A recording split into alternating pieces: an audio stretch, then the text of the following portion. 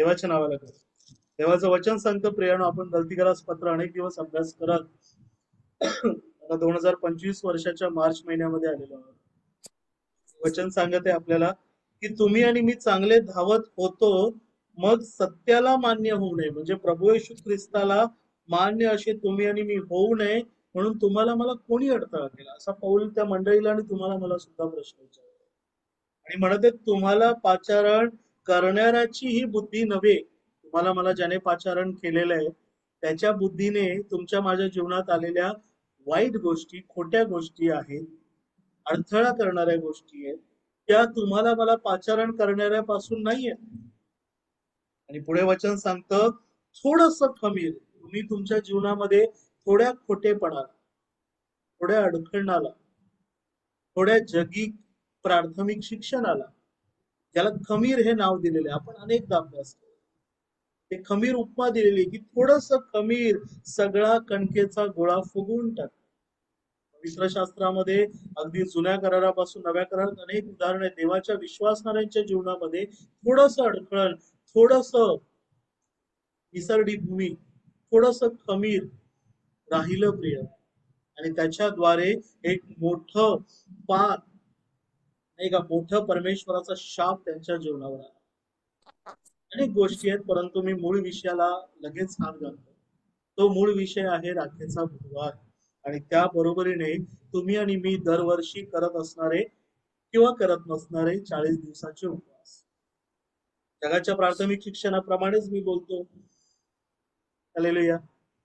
उपवास हा ख्रिस्ती जीवनाचा एक फार महत्वाचा घटक आहे का, हे आपण वचनातून शिकणारच आहोत. पण त्याकडे येण्याआधी जगाच्या, पुन्हा एकदा सांगतोय, जगाच्या दृष्टीने तुम्हाला सांगू इच्छितो की सुरुवातीच्या मंडळींमध्ये, किंबहुना सुरुवातीच्या मंडळीनंतर मी एक्झॅक्टली मला पण माहिती नाही, परंतु पुनरुत्थानाचा जो दिवस आहे किंवा उत्तम शुक्रवार आहे त्या दिवसाकडे जात असताना ख्रिस्ती मंडळींची आध्यात्मिक तयारी व्हावी, तुम्ही आणि मी परमेश्वराला समर्पित व्हावं म्हणून एक उपवासाचा मेळावा भरावा, असं त्या मंडळांमध्ये रीत पडली. उपवासाचा मेळावा भरवायचा तर किती दिवसाचा भरायचा, 1 दिवसाचा भरवावा, 3 दिवसाचा भरवावा, अशी बरेच मंडळांमध्ये चर्चा झाली. मग सगळे शेवटी एक सर्वमान्य अंक निघाला की 40 दिवसाचा उपवास. त्यांच्यातल्याच काही लोकांनी बुद्धी लढवली असेल की ठीक आहे, 40 दिवसामधून प्रभुवार वेगळा काढूया, प्रभुवार नको, म्हणजे ज्याला आपण रविवार म्हणून ओळखतो. म्हणून तुम्ही जर पुनरुत्थानाच्या दिवसापासून 40+5 किंवा 6 रविवार जे येतात, असे एकूण 46 दिवस जर गणित करा, तर त्याच्या आधी जो दिवस येतो तो बुधवार येतो, जो उद्या येतो 5 मार्च. बुधवारपासून जर तुम्ही 46 दिवस मोजाल तर पुनरुत्थानाचा रविवार, त्याच्यामधले रविवार वगळता. आणि अशा रीतीने बऱ्याच मंडळांमध्ये उपवास करण्याची रीत सुरू झाली. एकदा सांगतो, पुनरुत्थानाच्या रविवाराच्या आधी 40 दिवस आधी तुम्ही माझ्यासाठी उपवास करा, असं प्रभू येशू ख्रिस्ताने, तुमच्या माझ्या प्रभूने वचनात कोठेही आज्ञा दिली. हालेलुया. पण तुमच्या माझ्या प्रभूने उपवास आणि प्रार्थना याच्याविषयी मात्र जरूर मार्गदर्शन केले. प्रभूने अनेकदा सांगितलेले आहे उपवास आणि प्रार्थनेचं तुमच्या माझ्या जीवनात भरपूर महत्व. आणि म्हणून त्या वचनाकडे जाण्याआधी आज मी तुम्हाला 3 महत्वाचे प्रश्न विचारतो. कोणीही माईक अनम्यूट करून सांगा, तुमच्यापैकी किती जणांनी 40 दिवसाचे उपवास याच्या आधी केलेले आहेत? ज्यांनी केलेले आहेत माईक अनम्यूट करून सांगा की होय, आम्ही 40 दिवसाचे उपवास केलेले आहेत.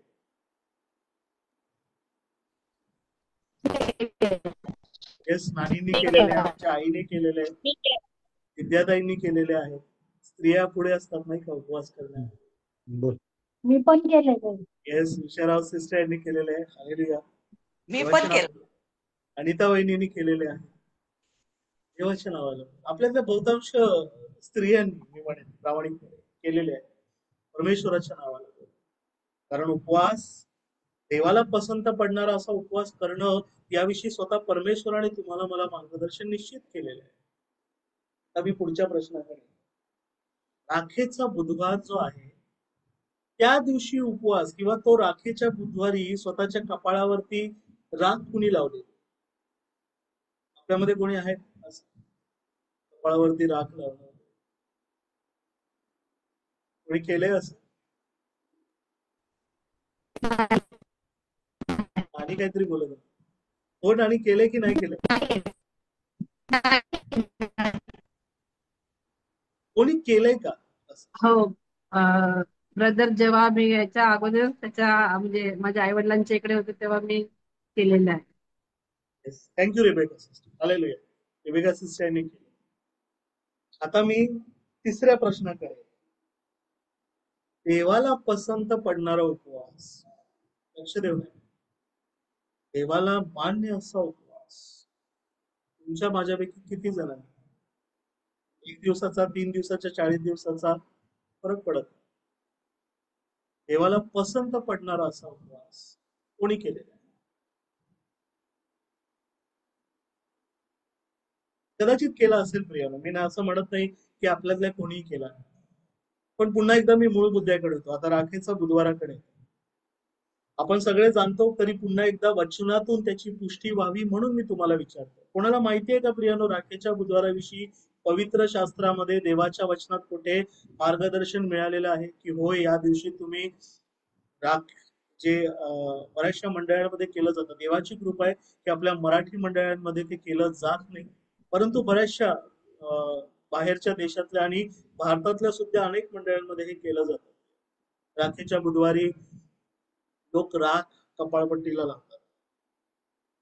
आता उपवास आणि राख या दोन गोष्टींना प्रियानो एका अध्यायामध्ये एकत्र येतात, आणि तो अध्याय आहे यशया 58, जो आपण सर्वांना पाठ करण्यासाठी दिलेला आहे. यशया 58 1 ते 12. आपल्यामध्ये कोणी असं आहे का ज्यांनी आताच यशया 58 1 ते 12 पाठ झालेलं आहे किंवा अर्ध पाठ झालेलं आहे? आहे कोणी असं? तर बोलून दाखवू शकता. पहिले 4-5 झालेत पाठ. बोला विद्याताई, आम्ही मदत करतो. बोला तर. बोला विद्याताई. विद्याताई तुमचा माईक म्यूट झालेला आहे.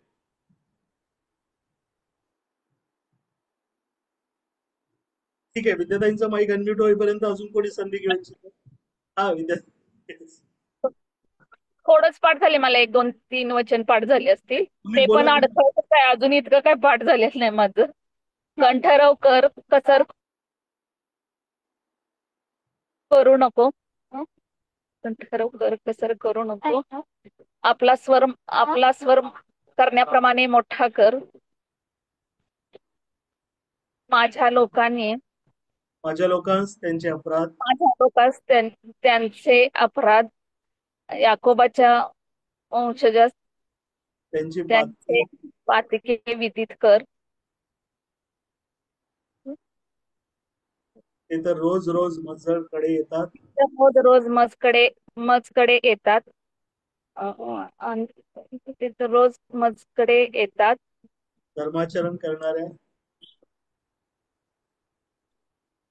ठीक आहे, पुढचं मी कंटिन्यू करतो. धर्माचरण करणाऱ्या व आपल्या देवाचे नियमशास्त्र न सोडणाऱ्या राष्ट्राप्रमाणे ते मजजवळ रास्त निर्णय मागतात. आपल्या देवाची समीपता ते इच्छितात. उपवासाविषयी आता पुढचं थोडं वचन आहे, लक्ष देऊ नये का? आम्ही उपवास करतो ते तू का पाहत नाहीस? आम्ही आपल्या जीवास पीडा देतो ते तू का लक्षात आणत नाहीस? पहा, आपल्या उपवासाच्या दिवशी तुम्ही आपले कामकाज चालवता. तुम्ही आपल्या सर्व मजुरांकडून काबाड कष्ट करवता. तुमच्या उपवासाचा परिणाम तर असा होतो की तुम्ही कटकटी करता आणि दुष्टपणाने ठोसाठोसी करता. तुमचा शब्द ऊर्ध्वलोकी ऐकू जावा याकरिता तुमचे हल्लीचे उपास आहेत असे नव्हे. लवाळ्यासारखे आपले डोके लवविणे आणि आपल्या अंगाखाली गोंताट व राग. बरोबर आहे ना सुजाता दिदी? काही चुकलं तर सांगा. येस, लवाळ्यासारखे आपले डोके लववणे आणि आपल्या अंगाखाली गोंताट व राग पसरणे याला उपवास म्हणतोस काय? नाही का? आणि असा दिवस परमेश्वराला मान्य होईल. यशया 58 1 ते 5 वचनामध्ये स्पष्ट लिहिलेले आहे. स्पष्ट. राख उपवासापासून दूर काढा. राखेचा उपवासाशी संबंधच नाही. परमेश्वर म्हणतो आपल्या अंगाखाली गोंताट राग पसरणं ह्याला तू उपवास म्हणतोस का? असा दिवस परमेश्वराला मान्य होईल काय? जुन्या करारामध्ये आहेत उदाहरणं प्रियांनो, आपण वाचूया. अनेक जण योग सुद्धा प्रियांनो, जेव्हा परमेश्वराचा क्रोध त्याच्यावरती आला, त्याचं पूर्ण अंग गळवांनी भरून गेलं, तेव्हा आता काय केलं प्रियानं, तो खापरी घेऊन ते खाजवण्यासाठी राखेत जाऊन बसला. प्रिय लक्षात घेऊया, पण तो उपवासासाठी नव्हता बसला, तो शोकात होता. राग प्रियानो शोक दर्शवतो, समजून घेऊया, ही गोष्ट महत्वाची. राग शोक दर्शवत आहे निश्चित, जुन्या करारात होत. आणि परंतु नव्या करारामध्ये याच्या आधीच परमेश्वराने यशया संदेशाद्वारे त्याला पसंत पडणारा उपवास सांगताना स्वतः परमेश्वर म्हणतो की ते गोंताट आणि राग बाजूला सार, तुझ्या अंगाखाली गोंताट पसरू नको, राखेत जाऊन बसू नको. तो बाह्य दर्शनी दाखवणारा उपवास मला नकोय, अंतकरणाचा उपवास मला हवाय, तो माझ्यासाठी महत्वाचा आहे. परमेश्वर अंतकरण, हृदय तोलून पाहणारा परमेश्वर. हालेलुया.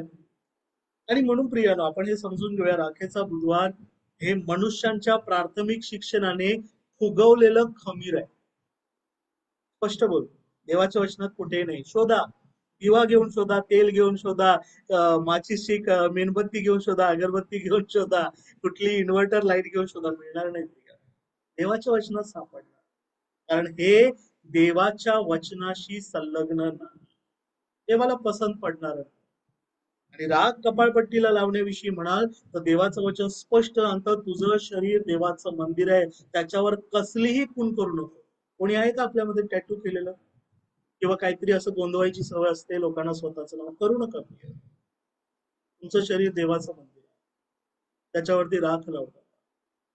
क्लिअर झालं? आता मी उपवासाविषयी येतो. तर उपवासाचा आणि राखेचा प्रियानो काही संबंध नाही, किंबहुना देवाचं वचन सांगतं की असा दिवस परमेश्वराला उपवास म्हणून मान्य होत नाही. मग आता प्रश्न उरतो की तुम्ही आणि मी जे 40 दिवसाचे हे उपवास करत आहोत, हे उपवास परमेश्वराला पसंत पडतील अशा रीतीने कसे करावे, आणि त्या उपवासामागे परमेश्वराची तुमच्या माझ्याविषयीची इच्छा काय आहे? हालेलुया. आता मी थोड्याशा क्विज कडे येतो. सोपं आहे, फार सुंदर आहे. मी सगळ्यांना प्रथम प्रश्न विचारतो आणि याचं उत्तर आपण अनेकदा शोधलेलं आहे, मिळालेलं सुद्धा आहे. पुन्हा विचारतो. प्रार्थना आपण जाणतो, प्रार्थना हे माध्यम आहे की ज्याच्याद्वारे तुम्ही आणि मी आपल्या परमेश्वराचं ऐकतो आणि त्याच्याशी बोलतो. पुन्हा एकदा मी सांगतो, प्रार्थना हे माध्यम आहे ज्याद्वारे तुम्ही आणि मी आपल्या परमेश्वराचं, पिता पुत्र पवित्र आत्म्याची वाणी ऐकतो आणि त्याच्याशी संवाद साधतो. आता उपवास जो आहे, प्रभूने अनेकदा वचनातून आपल्याला मार्गदर्शन केलेलं आहे की उपवास परमेश्वराला पसंत होणारा करणं महत्वाचं. ख्रिस्ती जीवनामध्ये उपवासाला प्रार्थने इतकंच महत्वाचं स्थान आहे. जर कोणी उपवास करत नसेल, लक्ष देऊ नये का प्रिय, कारण मी स्वतः करत नाही. मी प्रामाणिकपणे सांगतो, कदाचित वयाची 30-35 ओलांडीपर्यंत मी देवाला पसंत पडणारा काय साधा अर्ध्या दिवसाचा उपवास सुद्धा करत नव्हतो. देवाने कृपा दिली. म्हणून मी सांगत, जी चूक मी केली ते तुम्ही करू नका. उपवास ख्रिस्ती जीवनाचा फार महत्वाचा पाय आहे. तर माझा सगळ्यांना प्रश्न आहे, पवित्र शास्त्रानुसार तुम्ही आणि मी उपवास केल्याने देव संतुष्ट का होतो? किंबहुना मी सगळ्यांना याच्या आधी विचारतो, उपवासाची व्याख्या काय देवाच्या वचनानुसार? What is fasting? तुम्ही अगदी संदर्भ नाही सांगितलं तरी चालेल, पण सोप्या शब्दात सांगा, उपवास काय आहे? 158चं कोट केलं तरी सुद्धा चालेल, जकर्या 7 कोट केलं तरी सुद्धा चालेल, मत्तई 6, मत्तई 4, बरेच संदर्भ आहेत. येस, उपवास देवाच्या सानिध्यात जाणे राहणे. देवाच्या सानिध्यात जाणे राहणे. अर्धी प्रक्रिया विद्यार्थ्यांनी पूर्ण केली. कोण सांगणार साधी सोपी व्याख्या? उपवासाची साधी व्याख्या काय? यस, अर्धी व्याख्या विद्यार्थ्यांनी पूर्ण केलेली आहे, देवाच्या सानिध्यात जाणे, नाही का? मोशे सिनाय पर्वतावर परमेश्वराच्या सानिध्यात 40 दिवस 40 रात्री राहिला आणि त्यावेळी सुद्धा त्याने कसला तरी उपवास केला. आपण त्या वचनाकडे येणार आहोत. काय उपवासाची व्याख्या? कोण सांगा? साधी सर्व सोपी व्याख्या प्रिया. What is fasting? अन्न त्याग करणे. येस, आमेन. अन्न त्याग करणे. येस. शरीराला पीडा देणे. शरीराला पीडा देणे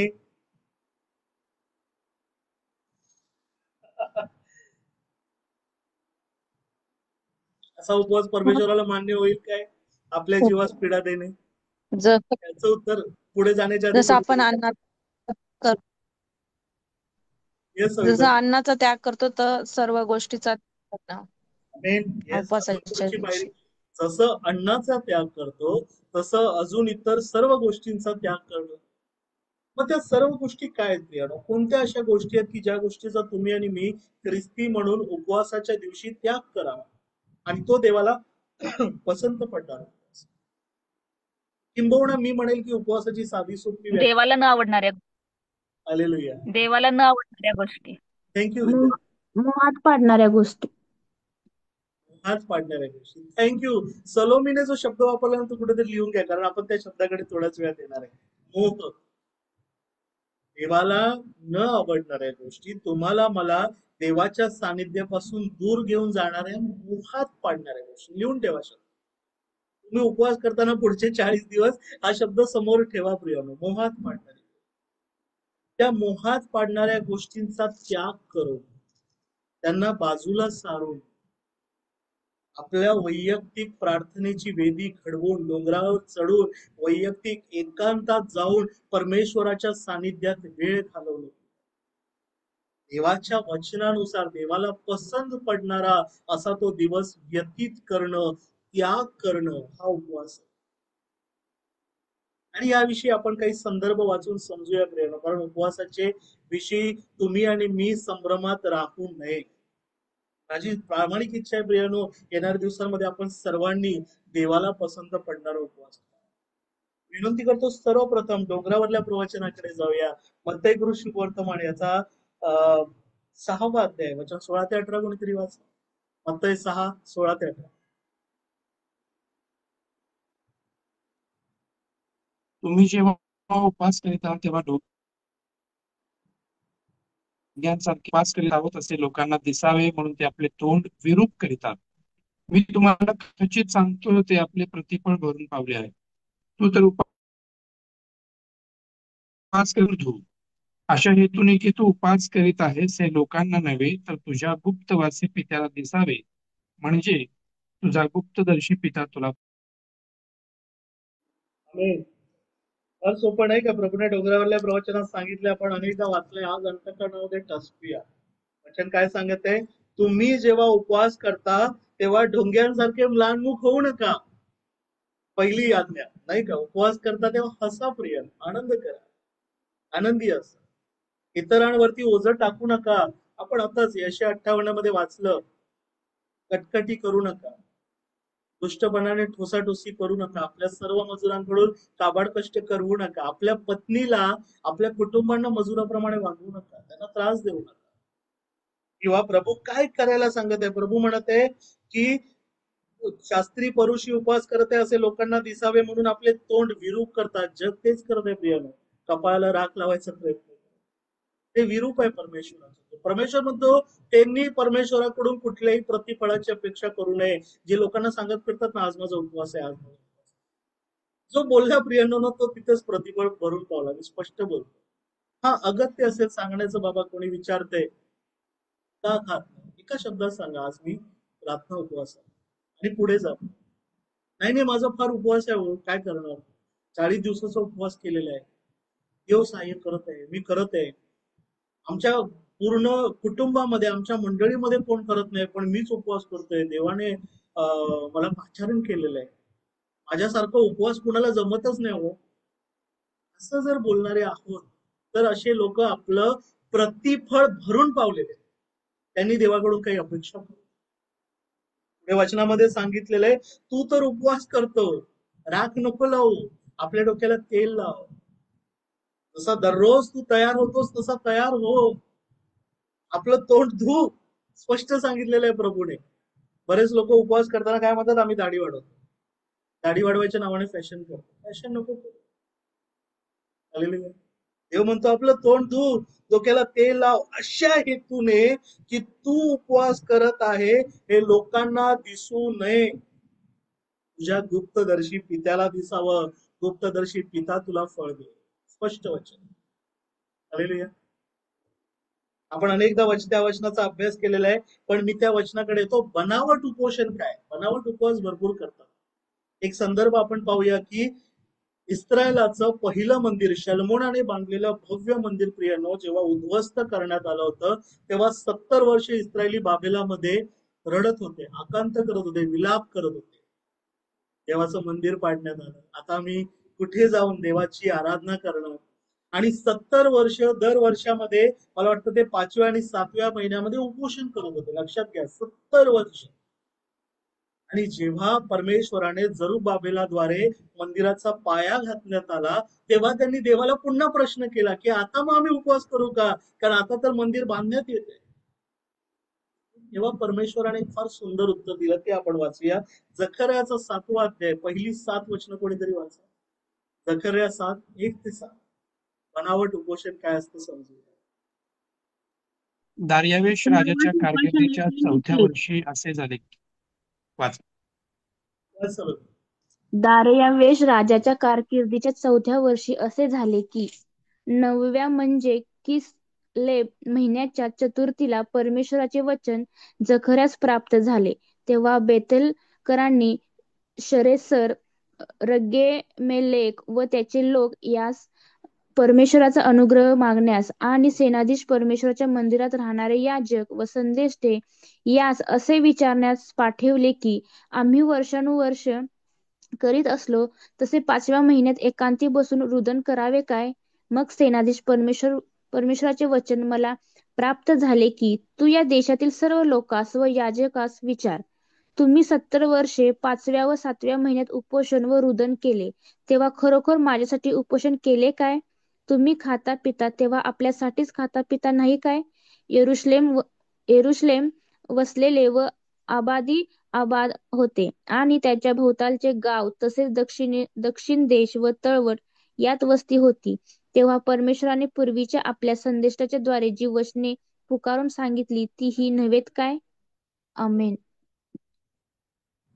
अमेन. नाही का? सुंदर वचन आहे. दार्यावेश का राजाच्या कारकिर्दीच्या 4थ्या वर्षी किस्लेव महिन्याच्या चतुर्थीला, नाही का, देव परमेश्वर प्रियांनो बरोबर दिवशी त्या क्षणाला उत्तर देणारा परमेश्वर आहे.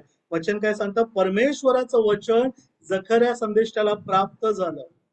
का प्राप्त झालं? कारण बेथेलकरांनी काही वडील वर्ग होते, शरेसर, रगेमेलेक, त्याचे लोक, यांना परमेश्वराचा अनुग्रह मागण्यासाठी पाठवलं होतं. संदेश त्यांना विचारण्यास पाठवलं होतं की आम्ही वर्षानुवर्ष 70 वर्ष दर 5व्या महिन्यात एकांती बसून उपोषण रुदन करत आलो, तसं आता करू काय? मग सेनाधीश परमेश्वराचं वचन त्यांना आणि तुम्हाला मला प्राप्त झालं.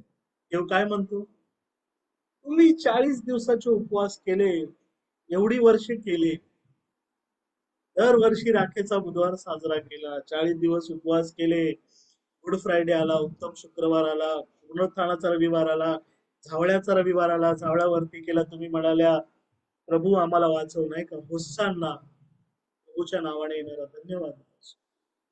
तर पुनरुत्थानाचा रविवार आला, तुम्ही एकमेकांना म्हणाला प्रभू उठला आहे, खरोखर उठलाय. कोणी आहे आपल्यामध्ये 70 वर्ष केलेला?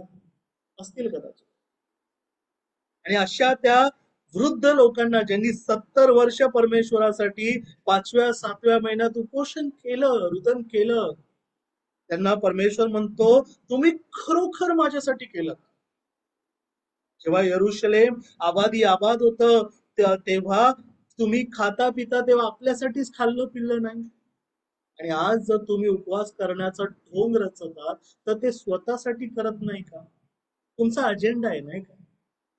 तुम्हाला परमेश्वराच्या मंदिरापेक्षा ते यरुशलेम मधलं तुमचं पूर्वीचं ऐश्वर हवंय किंवा पुढे काहीतरी ऐश्वर हवंय. तुम्ही आज बंदिवासात आहात, आज दुःखात आहात, कुठल्या तरी संकटात आहात, तुम्हाला आर्थिक सुबत्ता हवी आहे, तुम्हाला अनुरूप जोडीदार हवा आहे, तुम्हाला एक चांगली संतान हवी आहे, तुम्हाला इच्छा आहे की तुमच्या लेकरांना चांगलं काम मिळावं, त्यांचं कुटुंब स्थायिक व्हावं, स्थिर व्हावं, एक चांगल्या घराची अपेक्षा करता, कोणी आजारी आहे तर तुम्ही आरोग्याची अपेक्षा करता. या सगळ्या गोष्टी घेऊन आपल्या पित्याकडे जाणं गरजेचं आहे. आपली वस्त्र नव्हे तर अंतकरणे फाडून उपवास करणं गरजेचं आहे. परंतु आपण हे समजणं गरजेचं आहे की आपण योग्य कारणाने देवाला पसंत पडणारा उपवास करतो की नाही. की जगी गोष्टींच्या सर्व ह्या गोष्टी मागण्यासाठी परमेश्वराकडे उपवास. सलमोन राजाला परमेश्वर स्वतः म्हणाला होता नाही का, तू माझ्याकडे माग, मी तुझ्यावर प्रसन्न आहे, तुला काय हवं ते माग. सलमोन राजाने काय मागितलं परमेश्वराकडे, कोण सांगणार? इस्रायल लोकांचा न्याय करण्यासाठी बुद्धी मागितली. मेन थँक्यू शारदा मावशी, फार सुंदर. शारदा मावशी किती सुंदर शब्द वापरला नाही का. सलमोन राजा म्हणतो परमेश्वरा, मी सुकुमार आहे, बाळ आहे, मला अनुभव नाही, तर तुझ्या लोकांचा सांभाळ करताय, तुझ्या इस्रायल लोकांचा न्याय करता यावं यासाठी मला शहाणपण दे. स्वतःसाठी शहाणपण नाही की माझं गौरव करावं, लोकांनी बोलावं. काय सुंदर ज्ञान आहे संदेशकडे, सुजाता दीदीकडे, सतीशकडे, यासाठी देवा शहाणपण देऊ नको. माझं नाही, तुझं गौरव दे. तुझी लेकरं तुझ्या कळपाचा सांभाळ करण्यासाठी परमेश्वरा माझ्यासारख्या मूर्खाला शहाणपण परमेश्वराकडे कशासाठी तुम्ही आणि मी मागतोय प्रियानो, तो उद्देश फार महत्वाचा. परमेश्वर म्हणाला की तू माझ्याकडे शहाणपण मागितलं, तुझ्या शत्रूंचा नाश मागितला नाही, स्वतःसाठी दीर्घायुष्य मागितलं नाही, म्हणून मी तुला शहाणपणाबरोबर बाकी सर्व काही देतो. हालेलुया. तुझ्यासारखा संपन्न राजा यापुढे झाला नाही, यापूर्वी झाला नाही आणि यापुढेही होणार. हालेलुया. आणि म्हणून प्रियानो, देवाचं वचन स्पष्ट त्या लोकांना तुम्हाला मला सांगतं, 70 वर्ष तुम्ही आणि मी आता या जगामध्ये असताना मागील कित्येक वर्ष 40 दिवस आपण चाचपणी करूया की आपण देवासाठी उपवास केला की स्वतःसाठी केला. आणि आपण मान्य करूया, होय बऱ्याच अंशी आम्ही स्वतःसाठी उपवास केला, देवासाठी नाही, देवाला पसंत पडणारा नाही केला. पण हरकत नाही प्रियांनो, देवाने अंधकाराच्या वर्षांची उपेक्षा केली आहे. आता ख्रिस्ताचा प्रकाश तुमच्या माझ्यावर आलाय, आता ते वचन तुमच्या माझ्या अंतकरणावरती फोटावित आहे, तर ते वचन आपण अंतकरणात घेऊया. त्या सध्याचं वचन वाचूया, जकर्या 7 वचन 18 ते 20. कोणीतरी वाचा, जकर्या 7 18 ते 20.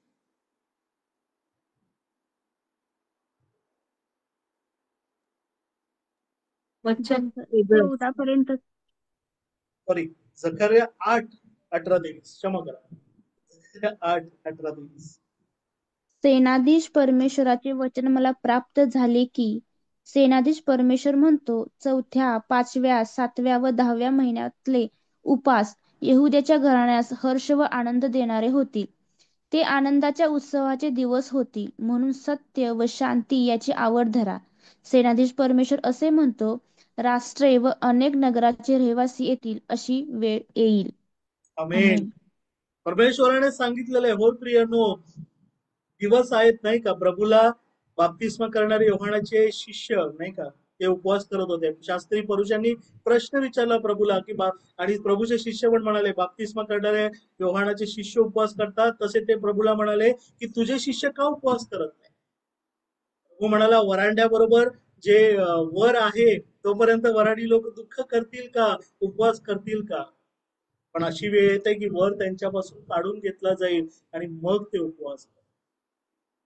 परमेश्वराने इस्रायलला अभिवचन दिलं की होय, आता परमेश्वराचं मंदिर पुन्हा जे दुसरं मंदिर बांधलं गेलं, म्हणून परमेश्वराने ते आनंदाच्या दिवसाविषयी सांगितलं की तुमचे 5व्या 7व्या 10व्या महिन्यातले उपवास यहुदाच्या घराण्यास हर्ष आनंद देणारे होतील. हालेलुया. एक तत्व आहे प्रिय उपवासाविषयीच. उपवासामध्ये सुद्धा देवाबरोबर तुम्ही आणि मी खिन्न मनाने नाही तर आनंदी मनाने उपवास करणं गरजेचं. म्हणून प्रभूने सांगितलंय, तू आपलं तोंड धु, आपल्या मस्तकाला तेल लाव, लव्हाळ्यासारखं आपलं डोकं लवणं आणि आपल्या खाली अंगाखाली गोंताट व राग पसरणं, असा दिवस परमेश्वराला मान्य होणार नाही. याला तू उपवास का म्हणतोस. मोठं परमेश्वराने सांगितलंय. काय म्हणतो परमेश्वर उपवासाविषयी, दुष्टतेच्या बेड्यात तोड, जुवाच्या दोऱ्यात सोड, जाचलेल्यास मुक्त कर, एखादा उघडा दिसलास त्यास वस्त्र दे, तू आपल्या बांधवाला तोंड लपवू नको, भुकेला दिसल्यास त्यास अन्न दे, एखादा निराश्रित असेल त्याला आपल्या घरी ने. सांगत नाही प्रियानो, रस्त्यावरच्या लोकांना घेऊन घरी द्या, त्यांना घर देणं, वस्त्र देणं काय. मत्तई 25 मध्ये आपण अभ्यास केलेला. प्रभू म्हणतो, जेव्हा मी भुकेला होतो तेव्हा तुम्ही मला अन्न दिलं, तानेला होतो तेव्हा पाणी दिलं, मी बंदीशाळेत होतो तुम्ही माझ्या समाचारास आला, मी उघडा होतो वस्त्र दिलं. कसं दिलं? आपण अनेकदा अभ्यास केलेला आहे. समजूया. त्या उपवासाच्या दिवशी, त्या विशेष दिवशी ठेवा तुमचं काम बाजूला, जावा घराच्या बाहेर, रागवत मोबाईल तुमचा स्विच ऑफ करा, काही फरक नाही पडत, सायलेंटवर ठेवा, आले फोन उचला, बोला, हरकत नाही. पण त्या मोबाईल मध्ये युट्यूब संदेश शोधत बसू नका. ते दुसऱ्या दिवशी करा, करताच तुम्ही दररोज, चांगली गोष्ट आहे, वाईट नाही. पण चुकीच्या गोष्टी पाहत बसू नका, बाशकट टवाळी करू नका, एकमेकाविरोधात बोलू नका. प्रभूने सांगितलंय मत्तई 28:18 प्रमाणे, जा संपूर्ण सृष्टीला सुवार्तेची घोषणा करा, काढा पाऊलं घराबाहेर.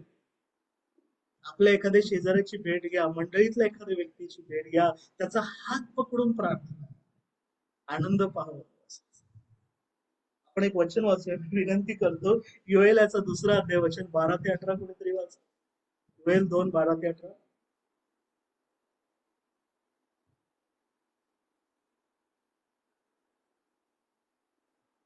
होशे नंतरचं पुस्तक आहे योएल. परमेश्वराची दया. आता तरी परमेश्वराचे वचन ऐका, मनपूर्वक मजकडे वळा, उपोषण, आक्रदन व शोक करून वळा. आपली वस्त्रे नव्हे तर आपले हृदय फाडा आणि परमेश्वर तुमचा देव याचकडे वळा, कारण तो कृपाळू, कनवाळू, मंद क्रोध, दयासागर आहे. अरिष्ट आणल्याबद्दल त्याला वाईट वाटण्यासारखे आहे. परमेश्वर तुमचा देव याला कळवळा येऊन तो मागे वळेल व आपल्या मागे आशीर्वाद ठेवून जाईल की नाही कोण जाणे, असे की जेणेकरून तुम्हास त्याला अन्नार्पण व पेयार्पण करता येईल. आमेन. 18 पर्यंत. 18 पर्यंत. सियोनात करणा वाजवा, उपासाचा एक दिवस नेमा, पवित्र मेळा भरवा, लोकास जमवा, मंडळी शुद्ध करा, वडिलास जमवा, मुले व स्तनपान करणारी अभ्रके यासही एकत्र करा. वर आपल्या खोलीतून व वधू आपल्या मंडपातून बाहेर येऊत. देवडी व वेदी यांच्यामध्ये याजक परमेश्वराचे सेवक रुदन करीत म्हणत, हे परमेश्वरा, आपल्या लोकांवर करुणा कर, आपल्या वतनाची अप्रतिष्ठा होऊ देऊ नको. होऊ देशील तर राष्ट्रे त्याची निर्भसना करतील. त्यांचा देव आता कोठे गेला असे राष्ट्रांनी का म्हणावे. तेव्हा आमेन. आमेन. येस, सॉरी, 18 वचन आहे. यस, तेव्हा परमेश्वराने आपल्या देशाविषयी ईर्ष्या धरली, तो आपल्या लोकांविषयी कळवळला. आमेन. तेव्हाच वचन आहे प्रियानो. जुन्या करारामध्ये योएल संदेशाच्या द्वारे परमेश्वर म्हणतो, आता तरी परमेश्वराचं वचन ऐका, मनपूर्वक परमेश्वराकडे. आपली वस्त्र नाही तर आपलं अंतकर्ण विदीर्ण करा, आपलं हृदय फाडा, परमेश्वराकडे वळा. तो कनवाळू आहे, मंद क्रोध आहे, दया सागर आहे. तो मागे वळेल व आपल्या मागे आशीर्वाद ठेवून जाईल, जेणेकरून तुम्हाला त्याला अन्नार्पण, पेयार्पण करता येईल. सियोनात करणा वाजवा, उपवासाचा एक पवित्र मेळा भरवा. बरंच वचन पुढे आहे. काय सांगत आहे? वर आपल्या खोलीतून, वधू आपल्या मंडपातून बाहेर या, मंडळी शुद्ध व्हा, वडिलाच जमवा. इतकंच केवळ नव्हे, मुले, स्तनपान करणारी अर्भके यासी एकत्र करा. उपवास कसा करायचा ना याचं तत्व सांगितलं जात आहे. आपण बरेचदा उपवास वैयक्तिक करतो आणि घरातले लोक कटकटी करतात, नाही का? किंवा आपण कटकटी नाही. उपवास हा वैयक्तिक करायचा आहेच, परंतु कौटुंबिक पातळीवर परमेश्वराच्या आशीर्वादासाठी विशेष करूया. उपवासाचा पवित्र मेळा भरवूया, कारण देवाचं वचन सांगतं की परमेश्वर तुमच्या माझ्याविषयी ईर्ष्या धरणारा, तुमच्या माझ्याविषयी कळवळणारा परमेश्वर. आज प्रार्थनेमध्ये बऱ्याच जणांनी विनंत्या दिल्या, नाही का? कुणाला आरोग्य हवंय, कुणाला परीक्षेमध्ये चांगलं देवाकडून मिळणारं यश हवं, कोणी निवारा शोधत आहे, घर शोधत आहे, कोणाला बाकी गोष्टी. आपले बंधू सतीश यांनी सांगितलं, नाही का, फार सुंदर. परमेश्वराने त्यांचा बंधू राजेश आनंद यांचा व्यवसाय आशीर्वादित केलाय, परमेश्वर वाढीला लावा. एकत्र उपवास करू, उपवासाचा पवित्र मेळा भरू, देवाला पसंत पडणारा उपवास करूया. कोणालाही त्याच्यातून सोडायचं नाही, मागे ठेवायचं नाही. ख्रिस्ती जीवन कळपाने एकत्र एकमेकांचा हात पकडून पुढे जायचं. आज चाचपणी करूया प्रिया. आपल्यातलं कुठलं मेंढरू गेलंय का कळपा बाहेर? निश्चित गेलंय. आपल्या ग्रुपवर 115 डिव्हाइसेस वरून लोक आहेत नाही का. प्रार्थनेला 40-50 जण जॉईन होतात. 25 डिव्हाइस. बाकीचे कुठे आहे? प्रभू विचारतो नाही का. जेव्हा प्रभू येशू ख्रिस्ताने 10 कुष्ठरोग्यांना बरं केलं, किती कुष्ठरोगी परत आले? एक शंभरोनी आला. प्रभूने त्या शंभरोण्याला काय प्रश्न विचारला? कोण सांगणार? बाकीचे 9 जण गेले कुठे? बाकीचे 9 जण कुठे गेले? आमेन. थँक्यू सलोमी, थँक्यू. शंभरोनी म्हणू शकला असता, अरे प्रभू मी आलोय ना, तुला पुरेसं नाही का? प्रभूने त्याला विचारलं, बाकीचे 9 जण कुठे गेले? त्याला म्हणाला नाही तू त्यांना घेऊन ये, पण प्रभूने प्रश्न विचारला, सगळे बरे झाले ना? सगळ्यांना आरोग्य मिळालं ना? तुमच्या घरातली लेकरं यांच्यासाठी तुम्ही हॅपी बर्थडेची प्रार्थना देता ना? त्यांच्या आजाराच्या वेळी प्रार्थना देता ना? तुमचे हसबंड, तुमची वाईफ, तुमचे भाऊ, तुमचे बहिणी, तुमचे काका, तुमची काकी, आत्या, मावशी, सर्वांना तुम्ही परमेश्वराकडे त्यांच्यासाठी विनंती देता ना? पण त्यांना उपवासाच्या पवित्र मेळ्यात घेऊन या. हा देवाला पसंत पडणार आहे. मी तुम्हा सगळ्यांना प्रियानो एक गृहपाठ देते आज. सगळ्यांना एक गृहपाठ लिहून घ्या. देवाला पसंत पडणाऱ्या उपवासाविषयी पवित्र शास्त्रात अनेक उदाहरण आहेत, पण मी तुम्हाला 5 उदाहरणं सांगतो, ती तुम्ही शोधून काढायची. पहिलं उदाहरण आहे मोशेच्या काळात सिनाय पर्वतावरती इस्रायलाने केलेला उपवास. मी मोशेने केलेला म्हणत नाहीये, इस्रायलाने केलेला उपवास शोधून काढायचा. कशा रीतीने उपवास केला?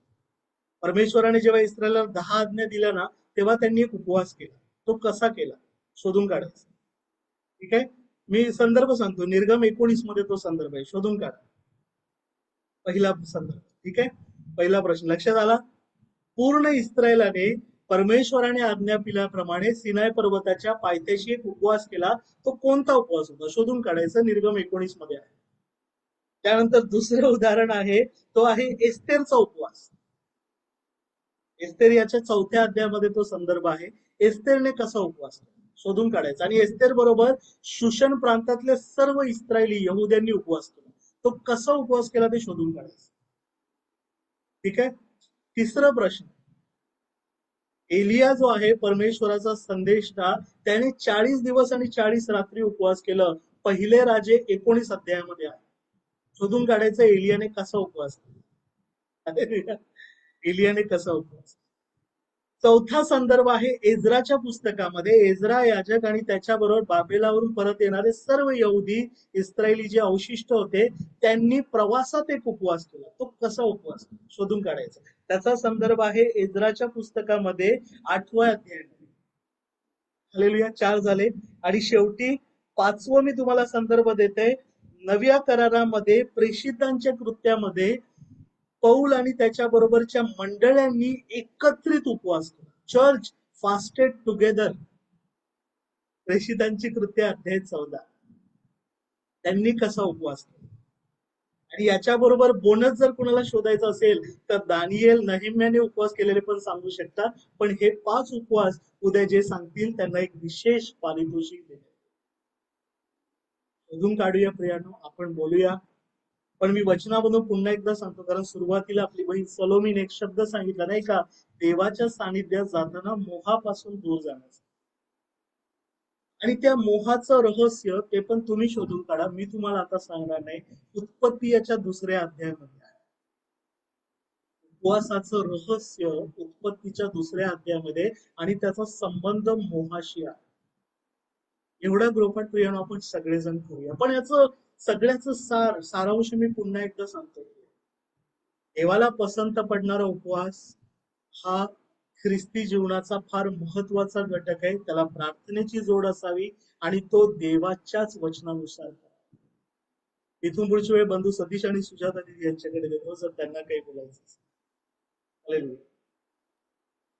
हालेलुया. परमेश्वराची स्तुती असो प्रियांनो. उद्यापासून बहुतांश मंडळांमध्ये वाडवडिलांच्या संप्रदायाप्रमाणे जे उपवास आहेत प्रियांनो, त्या उपवासाला सुरुवात होतीये. परंतु आज पवित्र आत्म्याद्वारे देवाच्या योजनेद्वारे उपवासाचं महत्व, उपवास कसा असावा, उपवास कसा असू नये, या संदर्भाने जे काही मार्गदर्शन आपल्याला प्राप्त झालेलं आहे प्रियांनो, त्या मार्गदर्शनावर आधारित पुढचे जेवढे काही दिवस तुम्हाला उपासात जाता येतील तर ते उपास त्या पद्धतीनं करण्याचा प्रयत्न करूया.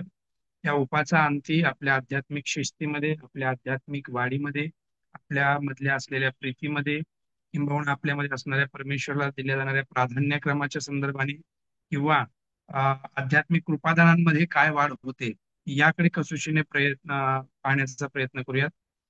जेणेकरून उपासाच्या अंती आम्ही परमेश्वराला संतोष इच्छित असलेल्या गोष्टी याचं आत्मपरीक्षण आपल्याला करता येईल. उपास आणि उपासमार यामध्ये फार बारीक असं अंतर आहे प्रियांनो. तर आपल्यापैकी कोणीही पुढचे तर उपासाद्वारे परमेश्वराला सामोरे जाण्याचा कसोशीने प्रयत्न करूया. थँक्यू. तर सॉरी, आज मला वेळेवर हजर नाही होता आलं, त्याच्याबद्दल क्षमा मागतो. येस, थँक्यू हिरे साहेब. सुजाताजी, तुम्हाला काय बोलायचं?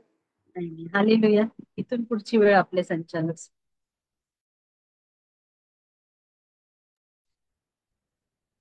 तर हे सुंदरशा वचनाबद्दल मी सर्वांना संदेशला धन्यवाद देते आणि देवाच्या नावाला मी गौरव देते. आता इथून पुढची वेळ आपली प्रभूने शिकवलेली प्रार्थना आणि या रात्री हे गीत गाऊन आपल्या प्रार्थनेची आपण समाप्ती करूया. आमच्या स्वर्गातील पिते, स्वर्गातील पित्या, तुझे नाव पवित्र मानले जावे. तुझे राज्य जसे स्वर्गात तसे पृथ्वीवर जय आणि चिरचिर करा.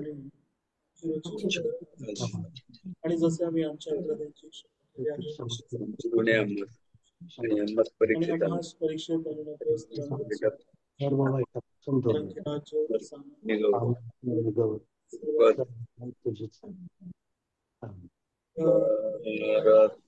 ईश्वर तू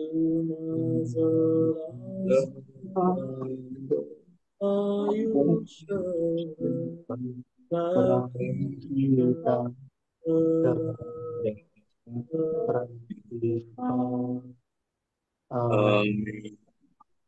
Hallelujah. Praise God. Good night. Good night. Praise the Lord. Good night. Hallelujah. Good night. Praise the Lord.